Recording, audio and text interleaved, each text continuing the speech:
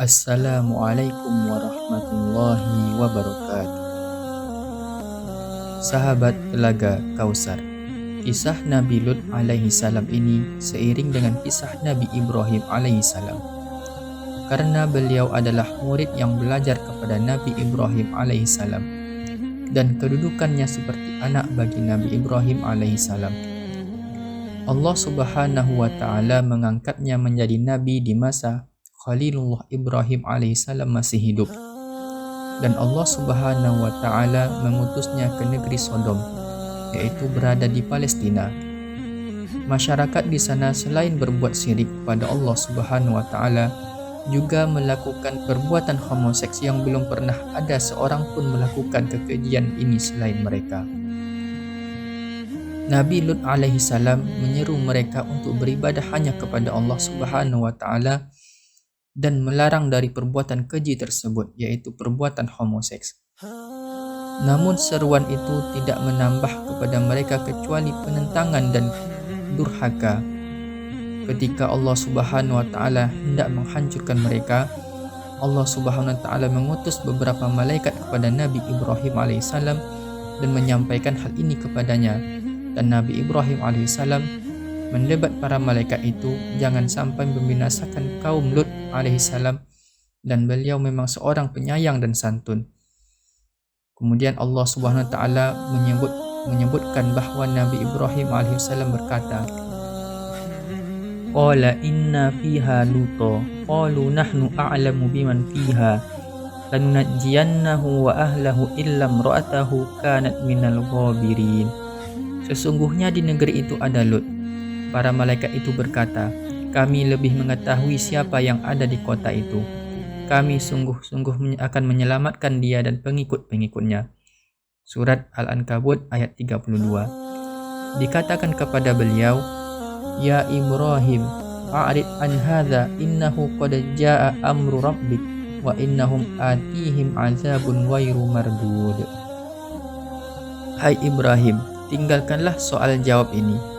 Sesungguhnya telah datang keputusan Rabb-mu, dan sesungguhnya mereka itu akan ditimpa azab yang tidak dapat ditolak. Hud ayat 76. Ketika para malaikat itu datang kepada Nabi Lut alaihissalam dalam wujud pemuda yang gagah, beliau merasa gelisah dan merasa sempit dadanya. Karena kedatangan mereka, beliau berkata, "Hadza yaumun asib." Ini adalah hari yang amat sulit. Hud ayat 77.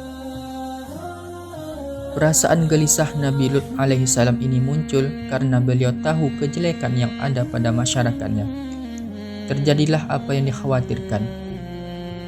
Kaumnya datang bergegas-gegas ingin melakukan kekejian terhadap para tamu Nabi Lut alaihissalam. Nabi Lut berkata, "Haula'i banati hunna athhar lakum." Hai kaumku, inilah putri-putriku, mereka lebih suci bagi kalian. Hud ayat 78. Beliau ucapkan demikian karena tahu mereka sama sekali tidak mempunyai keinginan terhadap putri-putrinya. Demikian pula yang dilakukan oleh Nabi Sulaiman alaihissalam ketika menawarkan kepada dua orang wanita yang bersengketa masalah bayi. Lalu beliau berkata, "Ambillah sebilah pisau agar saya belah jadi dua bayi ini untuk kalian berdua." Padahal tindakan itu sama sekali tidak terjadi. Hal ini juga demikian. Oleh sebab itu, kaumnya mengatakan sebagaimana dikisahkan Allah Subhanahu wa taala, "Qalu laqad 'alimta ma lana fi banatik min haqqi wa innaka la ta'lamu ma nurid." Sesungguhnya kamu sudah tahu bahwa kami tidak mempunyai keinginan terhadap putri-putrimu, dan sesungguhnya kamu tentu mengetahui apa yang kami kehendaki. Hud ayat 79. Sudah diketahui bahwa mereka sama sekali tidak mempunyai keinginan terhadap jenis perempuan. Kemudian Nabi Lut berusaha membela tamu-tamunya dengan berbagai cara. Namun akhirnya posisi Nabi Lut alaihissalam semakin sulit. Beliau pun berkata, "Qala law anna li bikum quwwah aw awi ila ruknin syadid." Seandainya aku mempunyai kekuatan terhadap kalian, atau kalau aku dapat berlindung kepada pihak yang sangat kuat, tentu aku lakukan. Hud ayat 80. Yaitu kekuatan untuk menolak kalian, tak kala beliau melihat tekad mereka sudah bulat untuk melaksanakan keinginan jahat, beliau berkata pula,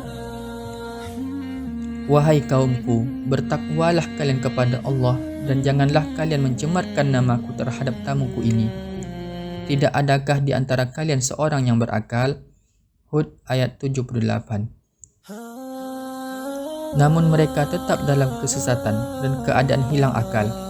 Ketika itu pula para malaikat Allah yang Maha Pengasih menerangkan kepada Nabi Lut alaihissalam siapa dan apa sesungguhnya kepentingan mereka datang, bahwa mereka adalah malaikat yang diutus untuk menghancurkan negeri ini. Jibril atau malaikat yang lain menghadang mereka di depan pintu dan membutakan mata mereka. Jadilah hal itu sebagai azab yang disegerakan bagi mereka, dan sekaligus contoh bagi mereka yang mencoba memaksa Nabi Lut alaihissalam untuk menyerahkan tamunya kepada mereka. Kemudian para malaikat itu menganjurkan Nabi Lut alaihissalam membawa pergi pengikutnya meninggalkan rumah-rumah di malam hari, agar selamat dari terpaan azab. Nabi Lut alaihissalam dan kaumnya segera berangkat sebelum subuh, sampai jauh meninggalkan rumah-rumah mereka. Allah Subhanahu wa Ta'ala menjungkir balikkan rumah-rumah tempat tinggal mereka, sehingga negeri tersebut yang di atas akhirnya ke bawah, kemudian menghujani mereka dengan batu-batu dari tanah yang terbakar dengan bertubi-tubi, yang telah diberi tanda Allah Subhanahu wa Ta'ala, dan siksaan itu tidaklah jauh dari orang-orang yang zalim, orang-orang yang melakukan kekejian seperti mereka. Di dalam kisah ini terdapat dalil yang sangat jelas bahwa dosa liwat atau perbuatan homoseks adalah perbuatan yang sangat buruk dan keji. Perbuatan ini berakibat azab yang sangat mengerikan. Siapa saja yang diuji dengan perbuatan ini, maka agama telah hilang dari dalam dirinya dan telah terbalik nilai-nilai keindahan dalam dirinya menjadi kejelekan. Akhirnya dia akan menganggap baik sesuatu yang buruk dan lari menghindar dari sesuatu yang baik. Semua ini merupakan bukti telah terjadinya kemerosotan akhlak. Sahabat Telaga Kausar, inilah kisah Nabi Lut alaihissalam dan laknat Allah Subhanahu wa Ta'ala pada kaum Sodom.